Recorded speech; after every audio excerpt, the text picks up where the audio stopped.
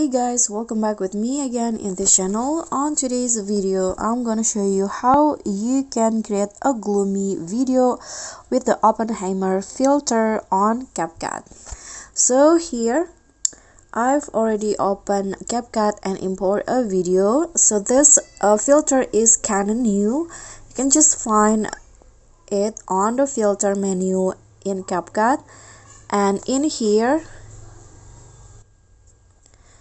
click on the movies category and then you'll find the Oppenheimer filter. So click on that filter and you can just adjust the intensity of the filter to your liking or according to your video. Okay, you can just adjust it like this. I'm going to go with 100.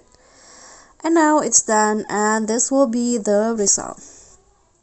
Okay guys, so that's all from me. Thank you so much for watching. Please don't forget to like, comment, subscribe, and click on the thanks below. Bye.